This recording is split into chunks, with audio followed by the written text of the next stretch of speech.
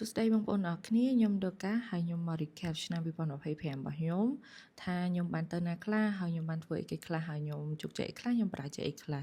ប្រហែលជាអ្នកនរគ្នាអត់ចង់ដឹងទេតែខ្ញុំចង់មកនិយាយដើម្បីទុកជាអនុស្សាវរីយ៍ហើយជាការចងចាំមួយដ៏ល្អសម្រាប់ជីវិតខ្ញុំដែរពីឆ្នាំចាស់មកគឺបានបរៀនខ្ញុំច្រើនមែនតើថាបើសិនជាយើងចូលចិត្តអីយើងធ្វើនឹងទៅហើយបើសិនជាយើងចង់ទៅណាក៏ទៅនឹងទៅព្រោះអីនៅពេលណាដែលយើងទៅគឺយើងនឹងបន្សល់ទុករូបភាពនិងវីដេអូជាច្រើនដូចដែលអ្នកនរគ្នាបានមើលវីដេអូខ្ញុំអញ្ចឹងណាហើយអ្នកនរគ្នាកុំគិតសាំសូនយូរពេកហើយគិតថាមានគ្នាតិចមានគ្នាច្រើនទេឲ្យតែមានគ្នាចាប់ពី2នាក់ឡើងទៅក៏យើងអាចដើរកាន់ដៃគ្នាដើរទៅលេងដើរលេងបានដែរជាងជាប់មាត់តិចអញ្ចឹងកុំខ្វល់ថាយើងមានគ្នាច្រើនឬមានគ្នាតិចឲ្យតែណាត់គ្នាត្រូវ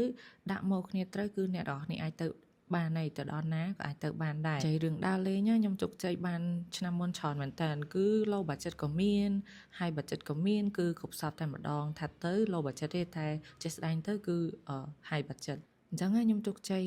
ឆ្នាំមុនណាគឺជោគជ័យខ្លាំងជាងគេហ្នឹងគឺការដើរលេងតែម្ដងគឺខ្ញុំអត់មានការ cancel អីច្រើនទេមានដែរតែមានតិចតួចអញ្ចឹងណាតែពីច្រើនគឺខ្ញុំបានទៅដោយសារអីអ្នកនរគ្នាគឺខ្ញុំបានសំលុយសម្រាប់ការដើរលេងរបស់ខ្ញុំកាលពីឆ្នាំចាស់ហ្នឹងគឺខ្ញុំអត់សំច្រើនទេគឺសំតិចតួចគឺសម្រាប់ទុកដើរលេងទោះបីខ្ញុំអត់មាន plan ក៏ដោយក៏ខ្ញុំសំទុកដែរគេថាជីវិតយើងអត់មាន10ឆ្នាំច្រើនដងទេអញ្ចឹងបើសិនជាអ្នកនរគ្នាចង់ធ្វើអីចង់ទៅណាគឺទៅវឺតទៅកុំចាំគេចង់ញ៉ាំអីក៏ញ៉ាំនឹងទៅហើយឃ្លានអីក៏ទិញអីញ៉ាំទៅហើយពេលអស់លុយចុងខែក៏ទ្រាំទៅពួកអីយើងអ្នកចាយ